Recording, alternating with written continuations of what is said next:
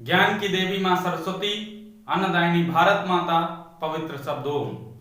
सर्वप्रथम इस डायनेमिक परिवार से जुड़े हुए सभी लोगों को मैं हाथ जोड़कर नमस्ते करता हूं और आशा करता हूं कि मेरी तरह सभी लोग स्वस्थ और मस्त होंगे। प्यारे दोस्तों, आज के वीडियो में हमें अकबर कालीन चित्रकला पर प्रकाश डालना है, यानी उसे हमें पढ़ना है। तो हम जल्द से जल्द उस पाठ्यक्रम की ओर पहुंचते हैं, क्योंकि अकबर कालीन जो चित्रकला है प्यारे बच्चों, इसमें थोड़ा ज्यादा मटेरियल है पढ़ने के लिए। और क्योंकि इसी से मुगल चित्रकला का विकास माना जाता है इसको, तो इसमें मटेरियल थोड़ा ज्यादा है, इसलिए हम टाइम ज्यादा इधर उधर का ना वेस्ट करते हुए सीधे अपने बोर्ड पर चलते हैं। सर्वप्रथम जो बच्चे नए हैं इस चैनल को एक बार सब्सक्राइब कर लें, चाहे तो अपने फ्रेंडों को भी भेज सकते हैं, और अगर वीडियो अच्छा लगा करे तो आप लाइक भी कर सकते हैं।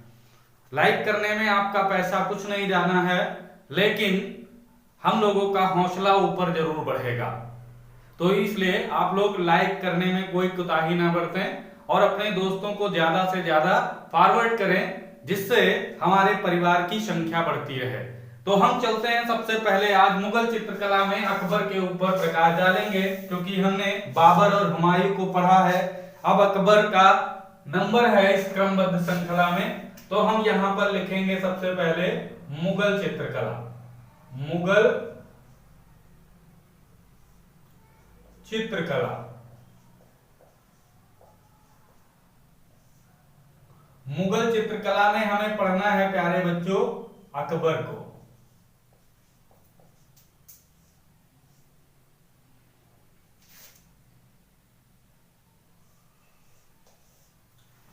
तो अकबर को हम देखेंगे, अकबर का जन्म सबसे पहले कहां हुआ और किस सन में हुआ। तो हम यहां पर देख रहे हैं अकबर को। सबसे पहले अकबर का पूरा नाम, पूरा नाम अकबर का पूरा नाम था जलालुद्दीन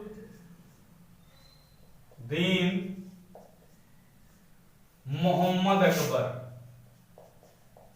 मोहम्मद अकबर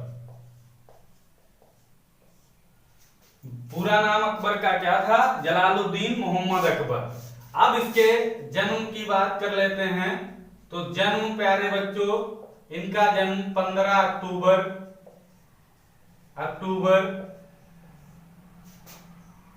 1542 ईस्वी में, 15 अक्टूबर 1542 ईस्वी में अमरकोट में हुआ था।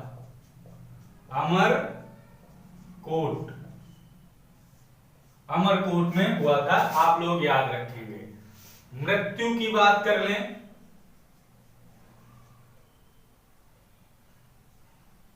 मृत्यु अगर बात करें तो 27 अक्टूबर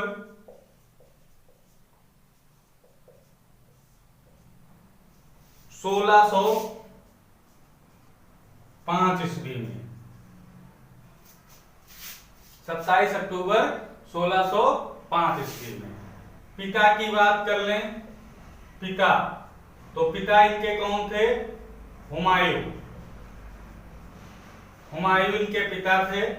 माता की बात करें, माता की बात तो हमीदा बानो लिख सकते हो, हमीदा बानो।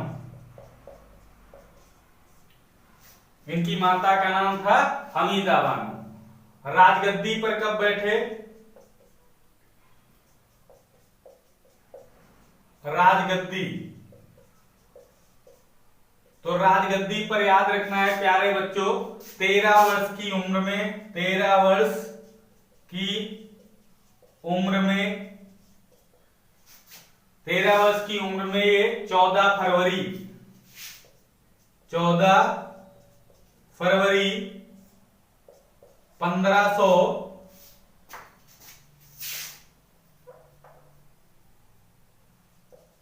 उम्र में 14 फरवरी 1556 ईस्वी को, 56 ईस्वी को पंजाब के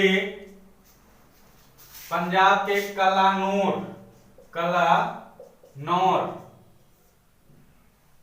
कलानौर में राज्याभिषेक हुआ।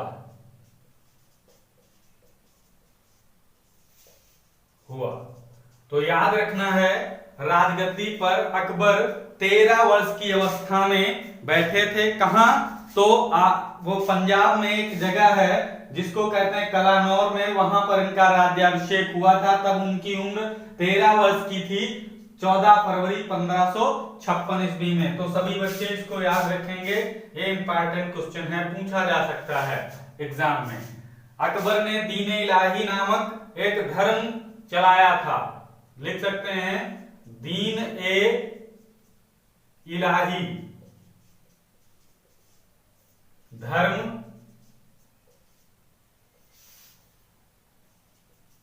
अकबर ने चलाया था। दीन इलाही धर्म अकबर ने चलाया था। अकबर का विवाह, तो हम यहां पर विवाह लिख देते हैं।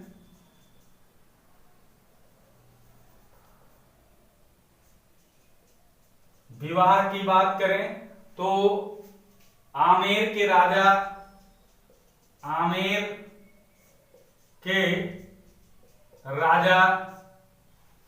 बिहारी मल या भारमल कह सकते हो, कुछ भी, बिहारी मल या उन्हीं का नाम है भारमल की पुत्री जोधा बाई से हुआ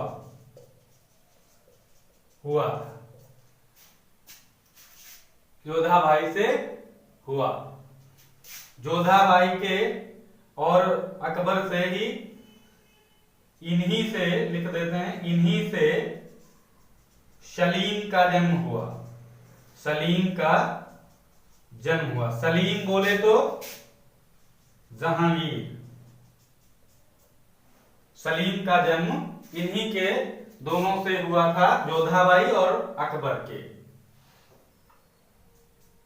क्योंकि इन राजाओं की अनेक पत्नियां हुआ करती थी, बहुत सारी पत्नियां होती थी, तो जो सलीम था तो इसी जोधाबाई का पुत्र था, ये याद रखना है आप लोगों को। इसके दरबार में, इनके दरबार में 9 रत्न रहते थे। 9 रत्न बोले तो उच्च कोटि के विद्वान, यानी अपने अपने विभाग के कुशल नेतृत्व करता थे, उच्च कोटि के विद्वान थे। अपने अपने विभाग, जो जो उनके विभाग थे उसमें वो उच्च कोटि के विद्वान थे, उन्हीं को 9 रत्न कहा जाता है। तो 9 रत्न किसके दरबार में रहते थे? अकबर के दरबार में। अगर हम बात करें तो 9 रत्नों के नाम यहां पर हम लिख देते हैं, आप लोग लिख लीजिए क्योंकि पूछ सकता है। तो अबुल फजल याद रखो, अबुल फजल। दूसरे नंबर पे अगर बात करें तो फैजी,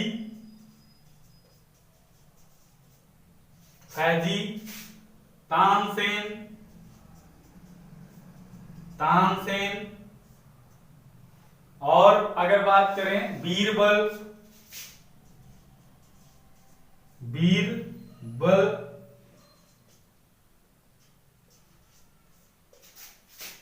राजा मान सिंह,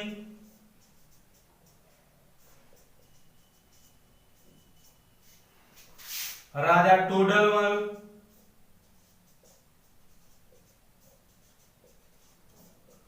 बीरबल राजा मान सिंह, टोडरमल राजा टोडरमल हो गया। अब्दुल रहीम खान खाना,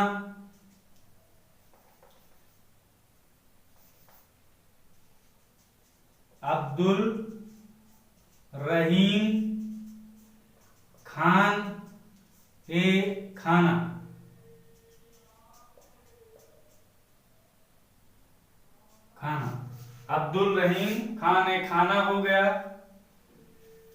हकीम हुक्मान, हकीम हुक्मान। और एक नाम इधर और, मुल्ला दो प्याजा, मुल्ला दो प्याजा। कितने हो गए? 1 2 3 4 5 6 7 8 9। ये 9 रत्न रहा करते थे अकबर के दरबार में। ये सब अपने अपने कुशल नेतृत्व में अकबर का नेतृत्व किया करते थे। तो प्यारे बच्चों, इसको थोड़ा इरेज कर लेते हैं, उसके बाद हम एक एक के बारे में, सभी के बारे में क्या स्पेशल थे, क्या विशेष थे, तो इन पर हम चर्चा कर लेते हैं, क्योंकि छोटे मोटे क्वेश्चन इससे बन सकते हैं। तो इसको थोड़ा इरेज करते हैं पहले। तो प्यारे बच्चों, अब देखते हैं एक एक करके, हम देखते हैं सभी के बारे में। तो यहां पर से लिखना चालू करते हैं। सबसे पहले लिख देते हैं अबुल फजल, अबुल फजल। इनके ऊपर चर्चा कर लेते हैं। तो अबुल फजल को ये लेखक के रूप में वहां थे, लेखक थे। और अकबरनामा, और यहां पर लिख लो अकबरनामा, अकबरनामा। और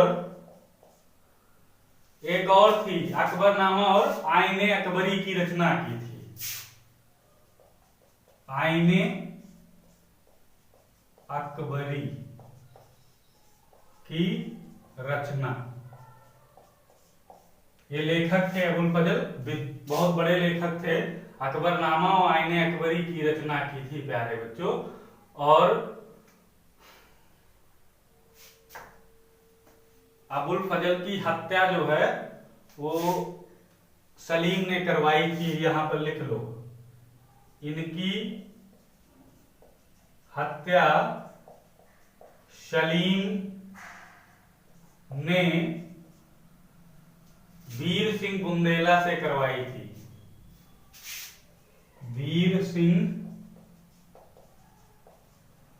बुंदेला से करवाई थी। ये भी लिख लो। ये अबुल फजल एक लेखक थे, जिन्होंने अकबरनामा और आईने अकबरी की रचना की थी। इनकी हत्या सलीम ने करवाई थी। किया किसने था? तो वीर सिंह बुंदेला ने की थी। ये आज इससे महत्वपूर्ण है, तो आप लोग लिख सकते हो। हम अगली अगर बात करें तो फैजी, फैजी। तो फैजी फारसी कवि था, फारसी कवि था। और गणित के शिक्षक थे, गणित के शिक्षक थे। इनका जो नियुक्ति पत्र था प्यारे बच्चों, तो ये गणित के शिक्षक के रूप में ही वहां नियुक्त किए गए थे, सलीम के शिक्षक के रूप में गणित पढ़ाने के लिए उस दरबार में इनको लाया गया था। लेकिन फारसी कविताएं भी लिखा करते थे, तो ये फारसी कवि भी कहे गए हैं, तो ये ध्यान रखना है। लीलावती ग्रंथ का फारसी अनुवाद किया था, लीलावती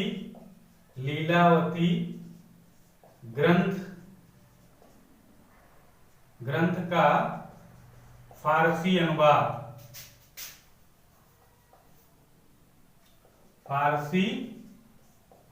किया था।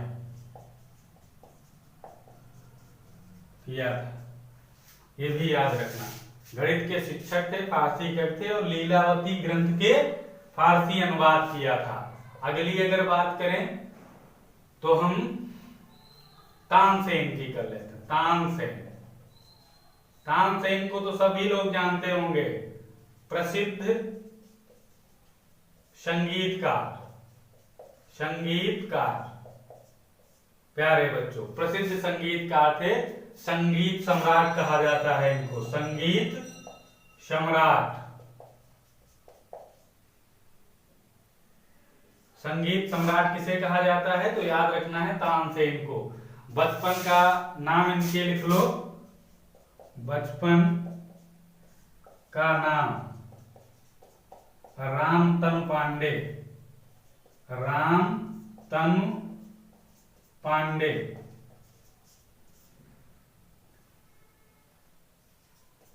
रामतनु पांडे इनका बचपन का नाम था, ये भी याद रखना है।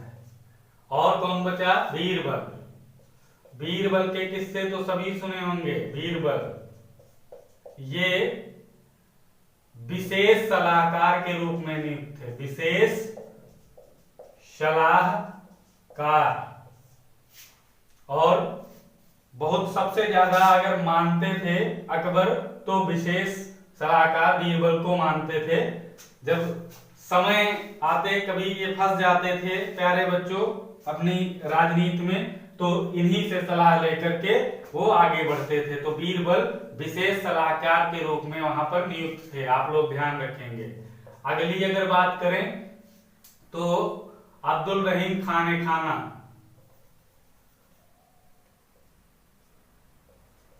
अब्दुल रहीम खाने खाना। खाने खाना। अब्दुल रहीम खाने खाना। अगर इनकी बात करें तो ये कवि थे। कवि थे और बैरम खान के बेटे थे। बैरम खान के बेटे। बैरम खान कौन था? बैरम खान अकबर के संरक्षक थे। बैरम खान अकबर के संरक्षक थे, तो ये याद रखना है। उन्हीं के बेटे थे अब्दुल रहीम खाने खाना, जो कवि थे, प्रसिद्ध कवि थे। और इनकी रचना की अगर बात करें तो लिख सकते हो नगर शोभा। नगर शोभा, ये वाला सारा है। नगर शोभा रचना है इनकी। और बाबरनामा का फारसी अनुवाद किया था। बाबरनामा का फारसी अनुवाद किया था बैरम खान के बेटे अब्दुल रहीम खाने खाना। तो ये इनसे संबंधित हो गया। अब राजा टोडरमल। राजा टोडरमल। राजा टोडरमल कौन थे? तो ये राजस्व एवं वित्त मंत्री थे। राजस्व और वित्त मंत्री। वित्त मंत्री बोले तो रुपए पैसे का लेखा जोखा आदि रखने वाले यही थे राजा टोडरमल। और अगर बात करें तो बहुत ही योग्य आदमी राजा टोडरमल थे। बहुत ही, क्योंकि अकेले वित्त मंत्रालय संभालते थे राजा टोडरमल पूरे अकबर शासन काल में। तो इनको हम बहुत विद्वान कह सकते हैं। और विश्व की प्रथम भूमि पैमाइश माप प्रणाली तैयार की थी राजा टोडर में। तो यहां पर लिख लो, विश्व की प्रथम भूमि पैमाइश या कह सकते हो भूमि माप प्रणाली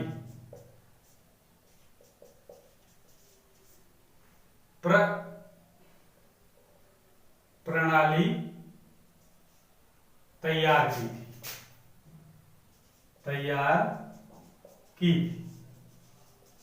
ये प्यारे बच्चों यार, विश्व की प्रथम भूमि पैमाइश या माप प्रणाली इसको कह सकते हो तैयार की थी किसने? राजा टोडरमल ने। तो काफी योग्य आदमी थे राजा टोडरमल।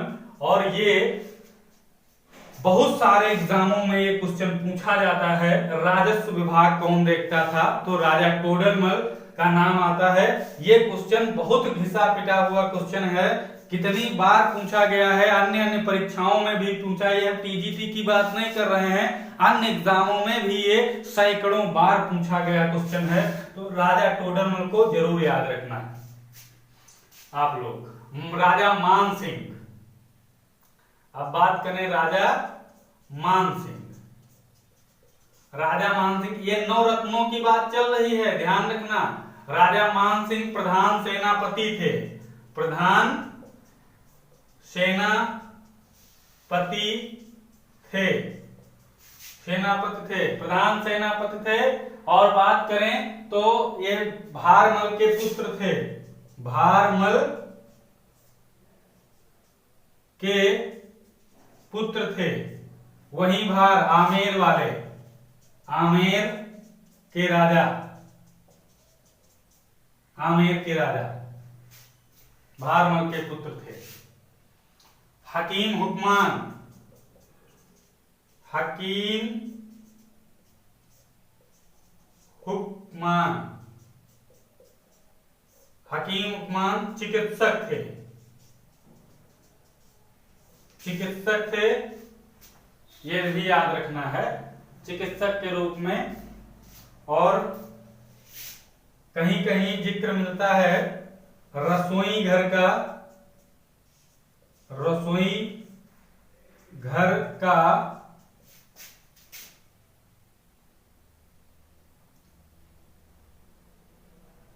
रसोई घर का काम देखते थे।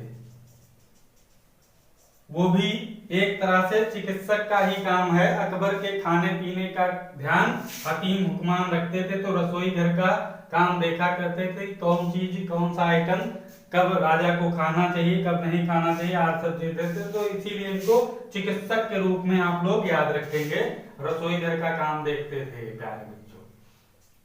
कहीं कहीं मिलता है लेकिन आप लोग याद रखेंगे चिकित्सक थे हकीम हुक्मान। और एक बचे मुल्ला दो प्यादा, मुल्ला दो प्यादा,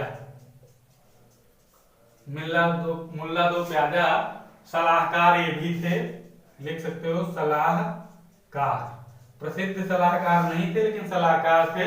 और सबसे ज्यादा बीरबल से ईर्ष्या करते थे। सबसे ज्यादा बीरबल से ईर्ष्या कौन करता था? तो मुल्ला दो प्यादा थे, जो भी एक सलाहकार थे। और यहाँ पर ध्यान रखना बीरबल विशेष सलाहकार के रूप में थे, तो ये इनसे जला करते थे। तो ये चीजें आप लोग याद रखेंगे। ये 9 रत्न हैं, कौन कौन हो गया? 1 number, 2 number, 3 number, 4 number, 5 number, 6 number, 7 number, 8 number और 9। ये 9 रत्न हैं। यहाँ पर आप लोग इसको देख सकते हैं और एक सारणी बना के इनको याद कर सकते हैं। कोई क्वेश्चन पूछा जाए तो आप लोग इसके बारे में लिख सकते हो। तो थोड़ा इसको इरेज करते हैं, फिर आगे बात करते हैं।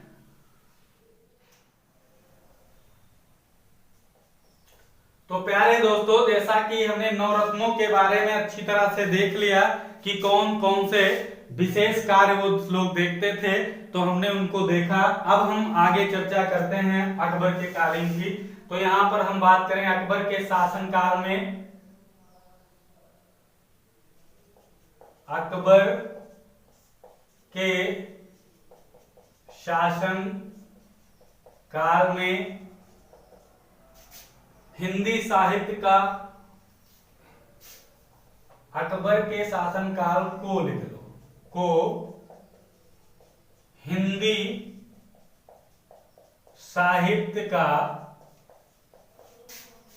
स्वर्णकाल कहा जाता है। ये भी आप लोग याद रखें। हिंदी साहित्य का स्वर्णकाल किसे कहा जाता है? तो अकबर के शासनकाल को। मुगल काल में अगर बात करें तो अकबर के शासनकाल को हिंदी साहित्य का स्वर्णकाल कहा जाता है। अगली बात अगर करें प्यारे बच्चों, तो गुजरात विजय के उपलक्ष्य में, गुजरात विजय के उपलक्ष्य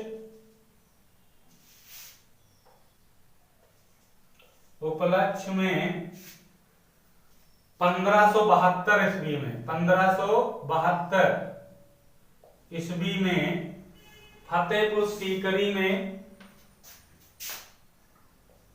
फतेहपुर सीकरी में बुलंद दरवाजे का निर्माण कराया था, जिसकी ऊंचाई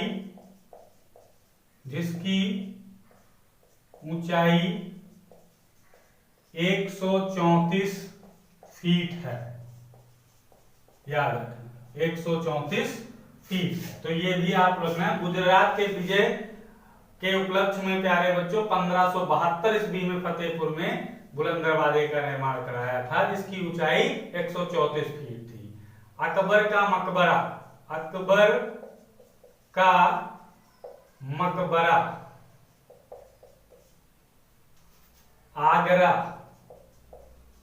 आगरा के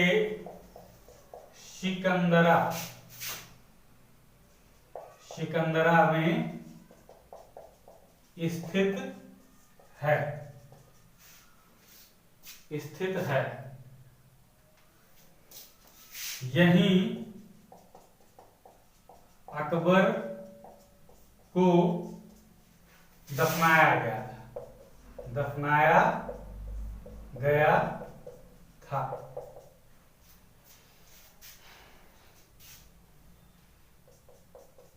इस मकबरे की योजना अकबर ने स्वयं की थी, लेकिन निर्माण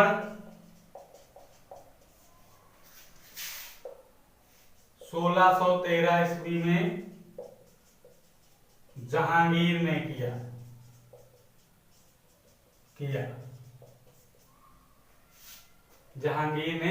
किया। सोचा इसके बारे में अकबर अपने जब जीवित था तभी सोचा था कि हमारा मकबरा कहाँ बने और कैसा बने, लेकिन वो बनवा नहीं सका। लेकिन उसका निर्माण 1613 ईस्वी में जहांगीर ने किया था। तो ये आप लोग याद रखेंगे। तो अगली कड़ी में अकबर ने बचपन में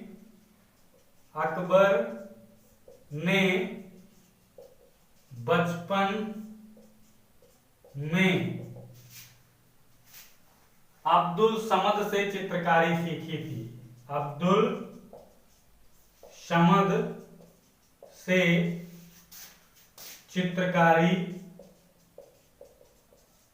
सीखी थी। सीखी थी।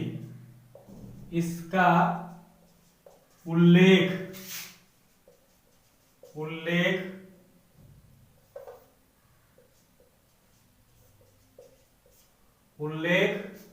जहांगीर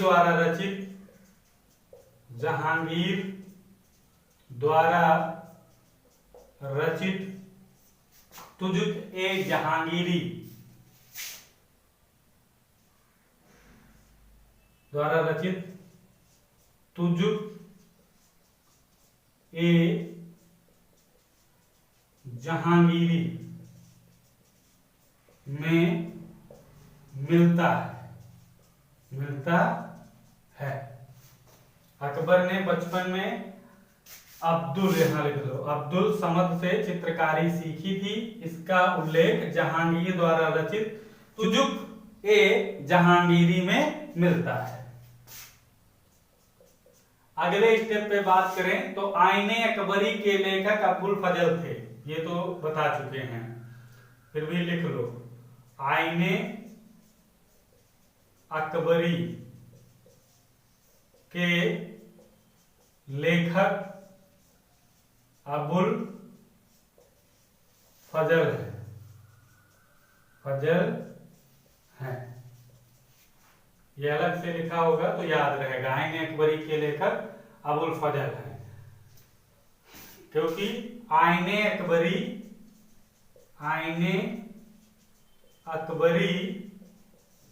में अकबर के कारखाने में, अकबर के कारखाने में 100 से अधिक चित्रकार काम करते थे। ये भी आप लोग याद रखना है। और ये कारखाने की बात करें तो यहां पर लिख लो आप लोग, अगर नहीं जानते हो तो अकबर ने चित्रकारों के लिए, अकबर ने चित्रकारों के लिए 1558 में, 1558 ईस्वी में एक चित्रशाला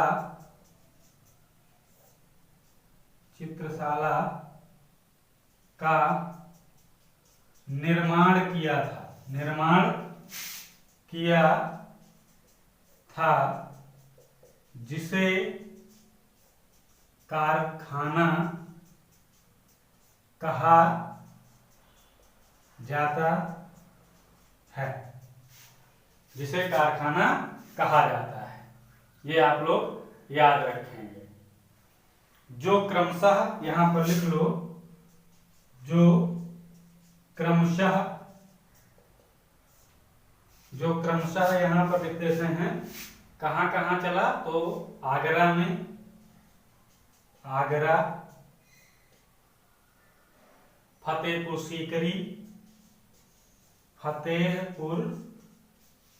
सीकरी और लाहौर में चला, लाहौर और फिर से आगरा।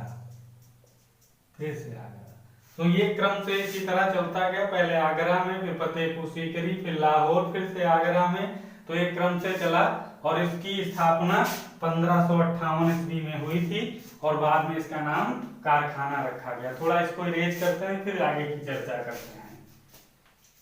तो प्यारे बच्चों, अगली कड़ी में अगर देखें तो आप लोग जान गए कि चित्रशाला जो खोला था 1558 में, उसे कारखाना कहा गया, जो सबसे पहले आगरा और फतेहपुर, फिर लाहौर, फिर से आगरा में संचालित हुआ। अब हम आगे की चर्चा करते हैं। कारखाना में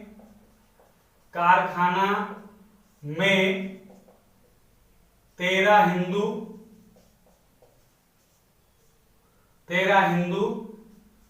4 मुस्लिम और 6 गुजराती, 6 गुजराती उच्च कोट के चित्रकार नियुक्त थे। वैसे तो उसमें 100 के लगभग जो है चित्रकार काम करते थे, लेकिन उच्च कोट के चित्रकार ये नियुक्त किए गए थे। 13 हिंदू, जिसमें 4 मुस्लिम और 6 गुजराती, ये उच्च कोट के चित्रकार उसमें नियुक्त किए गए थे। ये आप लोग याद रखेंगे। अब हम बात कर लेते हैं अकबरकालीन कुछ चित्रकारों के बारे में। तो अकबर के दरबार में दसवंत नाम का एक प्रसिद्ध भित्त चित्रकार रहता था, जो जात से कुम्हार था, जो जात से कुम्हार था, पहले कुम्हार ने कहार, देखो कहार था, जो जात से कहार था। कहार क्या होता है? जो पालकी उठाते थे, पहले पालकी उठाता था, बाद में दीवारों पर प्रसिद्ध चित्रकारी करने लगा। प्यारे बच्चों, ये कहार जाति का था। तो पहले कहार लोग क्या करते हैं? डोली उठाते थे। जब शादी होती थी तो डोली में वो जाती थी दुल्हन, तो उसी को उठाने का काम ये कहार जात के लोग किया करते थे। बाद में ये दीवारों पर एक प्रसिद्ध चित्रकारी करने लगा, तो ये दसवंत नाम का था। तो भित्त चित्रकार के रूप में यह प्रसिद्ध था। आप लोग इसको याद रखेंगे। अब हम बात करते हैं एक और इनके दरबार में, मिस्किन।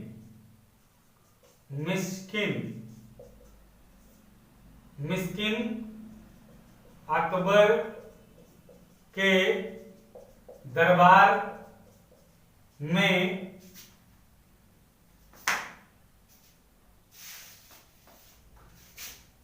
अकबर के दरबार का एक प्रसिद्ध पक्षी चित्रकार था।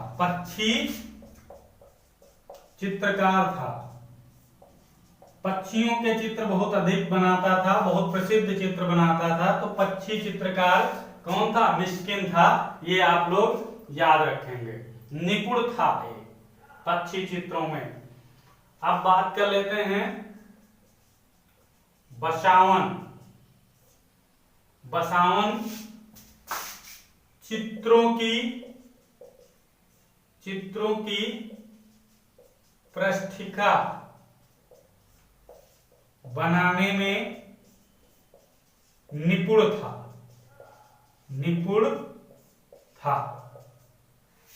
चित्रों पर जो पृष्ठिका बनती है, ऊपर सबसे ऊपर उस पे चित्र जो बनाए जाते हैं, उसकी पृष्ठिका बनाने में बसावन निपुण था। आप लोग याद रखेंगे। अगली अगर चित्रकारों की बात में करें तो श्यामल दास एक थे। इनको युद्ध के चित्र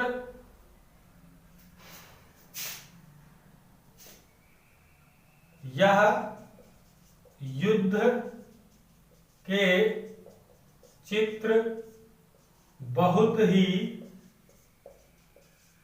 मार्मिक ढंग से बनाते थे।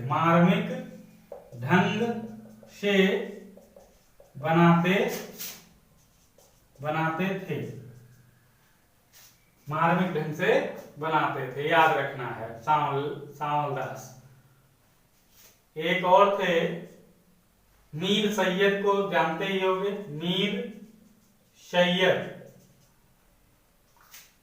मीर सैयद जुदाई उपनाम से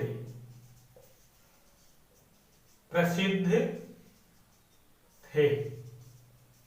यानी मीर सैयद को जुदाई उपनाम से भी प्रसिद्धि प्राप्त थी। इनके चित्र हैं गाय का वध,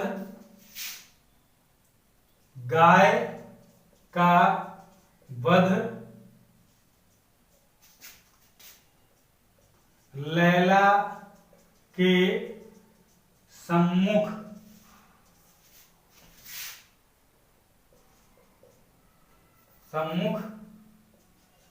जंजीरों में बंधा हुआ मजनू।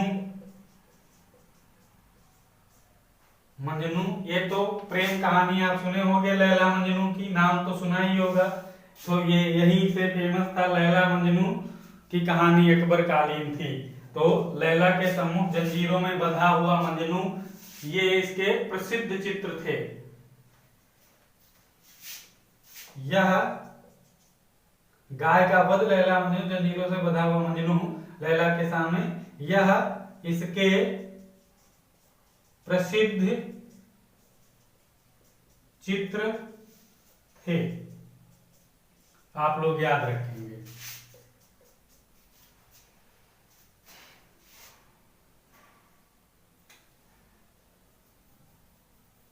और मीर सैयद के पिता का नाम लिख सकते हैं। मीर सैयद के पिता का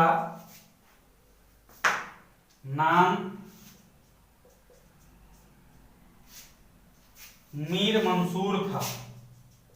मीर मंसूर था, जो कि ग्रामीण चित्र बनाने में दक्ष थे। याद रखना, बहुत अच्छे ग्रामीण चित्र बनाते थे मीर सैयद के पिता मीर मंसूर। ये भी आप लोग याद रखेंगे।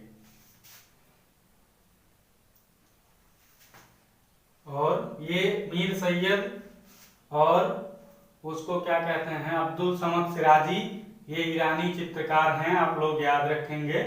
तो मीर सैयद मीर मंसूर के पुत्र हैं, आप लोग याद रखेंगे।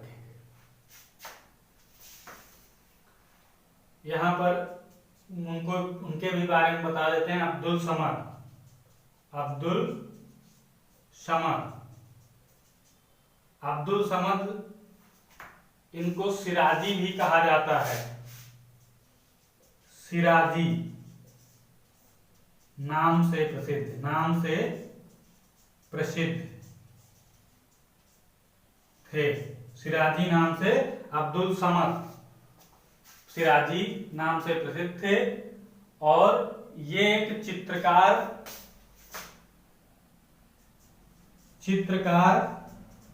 और सुलिपिकार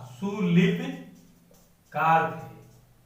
चित्रकार और सुलिपिकार भी थे साथ में। कौन? अब्दुल समद सिराजी सुलिपिकार और चित्रकार भी थे, याद रखना। इन्हें सीरी कलम कहा जाता था। इन्हें सीरी कलम की उपाधि दी गई थी। सीरी कलम का अर्थ होता है मीठी कलम। सीरी कलम का अर्थ होता है मीठी, की उपाधि दी गई थी। यह पशु चित्रण के लिए प्रसिद्ध